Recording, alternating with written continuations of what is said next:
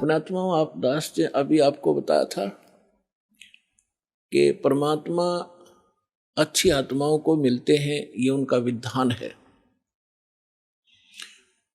और वो सतलोक में रहता है, वहां से गति करके आते हैं, अच्छी आत्माओं को मिलते हैं और अपनी महिमा को आप ही अपनी अमृतवाणी से बोल बोल कर ऊंचे स्वर में कविताओं के माध्यम से, दोहों के माध्यम से, शब्दावली के माध्यम से एक कवि की तरह आचरण करते हुए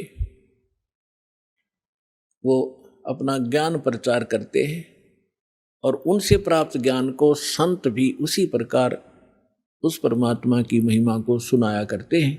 तो परमात्मा कहते हैं, चारों युग में मेरे संत पुकारे, कोक कहा हम हेल रे, हीरे माणिक मोती बरसे, ये जग चुगता ढेल रे। परमात्मा स्वयं आकर बता के गए थे 600 वर्ष पहले अपनी अमृतवाणी में, कबीर वाणी में, कि चारों युग में हम आते हैं और अपनी प्यारी आत्माओं को ये यथार्थ ज्ञान सुनाते हैं और वो मुझसे प्राप्त ज्ञान को मुझसे परिचित महापुरुष भी मेरे संत इसी ज्ञान का आगे प्रचार करते हैं। ढोल के डंके पे जगह जगह जाकर सत्संग करते हैं। तो क्या बताते हैं, चारों युग में परमात्मा आते हैं। सतयुग में सत सुकृत कह टेरा, त्रेता नाम मुनिंदर मेरा, द्वापर में करुणा में कहाया, कलयुग नाम कबीर धराया। चारों युग में मेरे संत पुकारे, कोक कहा हम हेल रे, हीरे माणिक मोती बरसे, यो जग चुगता ढेल रे। परमात्मा ने कहा और मेरे से परिचित सब संत वो भी यही बता रहे हैं कि हम यथार्थ ज्ञान, यथार्थ वो भक्ति विधि बखेर रहे हैं, सरेआम आवाज लगाकर सुना रहे हैं।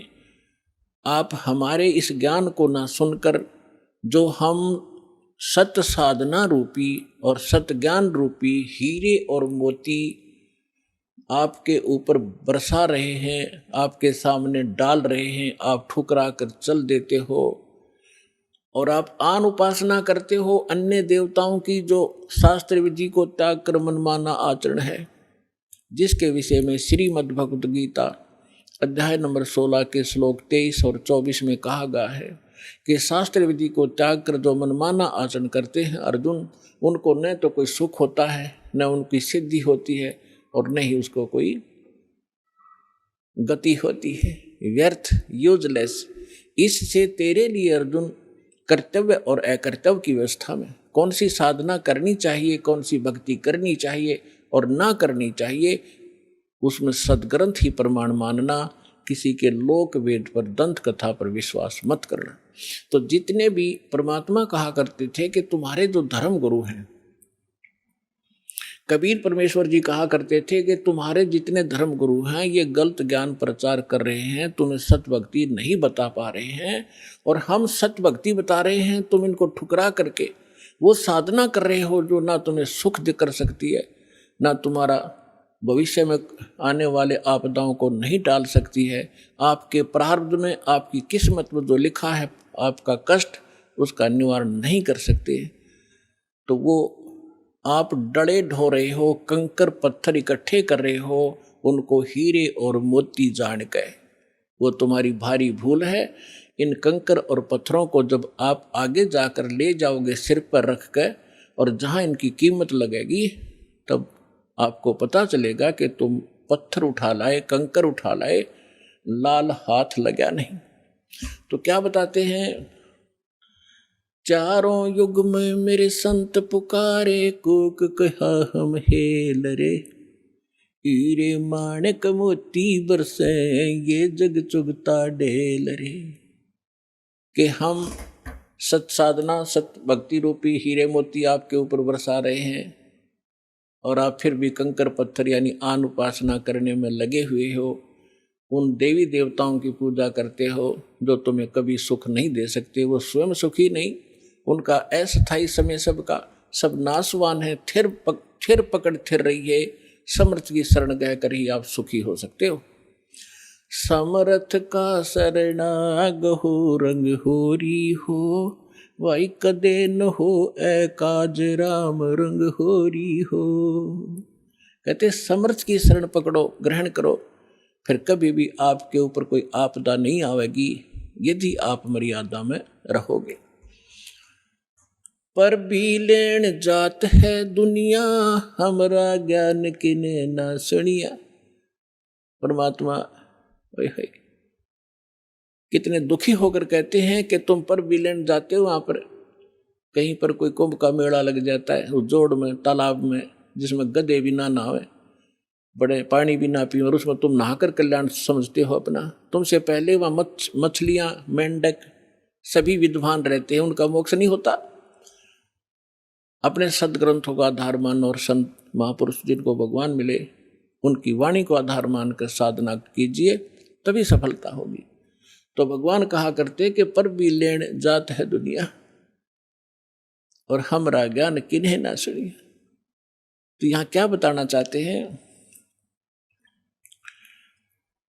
भाई, कच्छ मच्छ कूरम ना होते, दौल धरनी नहीं ध्यानी, ये चंद सूरज दो दीपक ना थे, नहीं थे पवन और पानी।